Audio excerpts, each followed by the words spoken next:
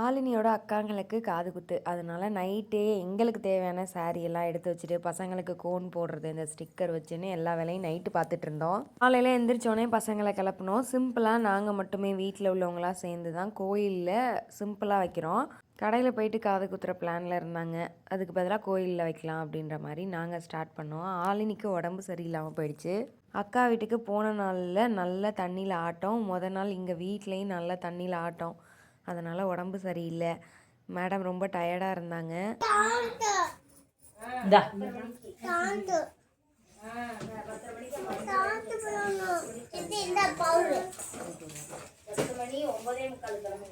கீழே எதுவும் ட்ரெஸ்ஸில் ஒட்டிட போதுப்பா.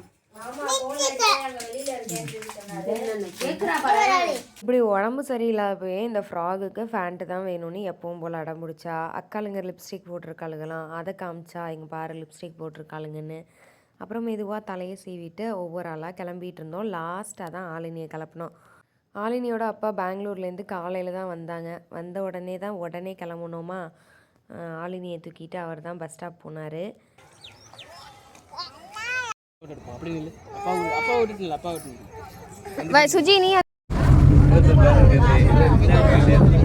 ஆட்டம் போட்டால் ஒரே தான் ஆட்டம் போடுவா. உடம்பு சரியில்லைன்னு சுத்தமாக படுத்துக்கிட்டா.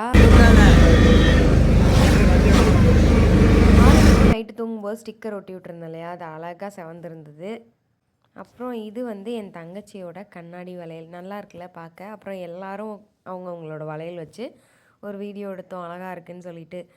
ஆலினி கடைசி வரைக்கும் எந்திரிக்கலையே, இப்படி சுருண்டு தான் கிடந்தா. கோயிலுக்கு போயிட்டோம். ஃபஸ்ட்டு பொங்கல் வைக்கிறதுக்கு இடத்த தேடினோம். இடத்த கண்டுபிடிச்சிட்டு இந்த குட்டீஸ்லாம் ஆலினி அப்பா கிட்ட விட்டுட்டு நாங்கள் போய் பொங்கல் வச்சோம். பொங்கல் பொங்கி வந்தோடனே பசங்களை கூப்பிட்டு போய் லைட்டாக பூமுடி மாதிரி எடுத்துட்டு காது குத்த உட்கார வச்சாச்சு. அந்த பத்தர் வர்றதுக்கு கொஞ்சம் லேட் ஆச்சு. அந்த லேட்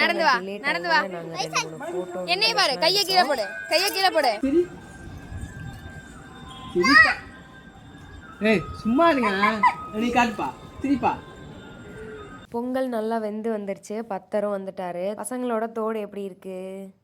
காது குத்தினோடனே எல்லாரும் 90 சந்தனம் வச்சு விட்டாங்க. இது ஆலினியோட அப்பத்தா வச்சு விட்டது, இது ஆலினி வச்சு விட்டது. ஆலினியோட கண்ணை மட்டும் ஏன் ஃப்ரீயாக இருக்குன்னு எங்கள் அம்மா கொஞ்சோண்டு வச்சு விட்டாங்க. நல்லா மட்டும் இருந்திருந்தான்னா நேரம் சண்டே போட்டு விட்ருப்பா. கொஞ்சம் டயர்டாக இருக்கிறனால பேசாமல் இருந்தா. அப்புறம் கோயிலுக்கு ஃபாரினர்ஸ்லாம் வந்திருந்தாங்க. அவங்க இந்த பசங்கள்லாம் மாலையை போட்டு காது குத்தி நிற்கவும் பார்க்கவே அழகாக இருக்குன்னு சொல்லி ஃபோட்டோலாம் எடுத்துகிட்டு இருந்தாங்க. அதை நானும் பார்த்துட்டு இருந்தேன். அப்புறம் கோயிலில் ஒரு பாட்டு போட்டாங்க. அந்த பாட்டுக்கு எல்லாரும் சேர்ந்து டான்ஸ் ஆடினாங்க. கூடவே ஆலினியோட அம்மாச்சியும் ஆடினாங்க.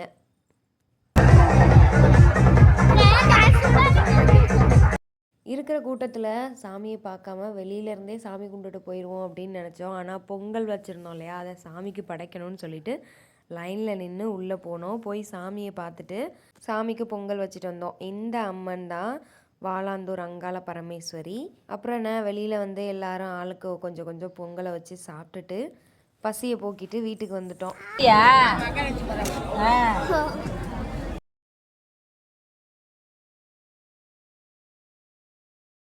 வீட்டுக்கு வந்துட்டு கொஞ்சம் நேரம் இருந்துட்டு வெயில்தால போகலாம் ஆலினியோட அப்பா குலதெய்வ கோவிலுக்கு அப்படின்னு சொல்லி பிளானில் இருந்தோம். அதே மாதிரி வெயில்தால சாயந்தரமாக கிளம்பி போனோம். போயிட்டு சாமியை கும்பிட்டுட்டு அங்கே உட்காந்து அன்னதானத்தில் சாப்பாடு சாப்பிட்டுட்டு இருந்தோம். ஆலினி ரொம்ப டயர்டாயிட்டா. அப்புறம் அங்கே பக்கத்துலேயே ஒரு கிளினிக் இருந்தது, அங்கே போய் காமிச்சிட்டு வீட்டுக்கு வந்துட்டோம். டாடா.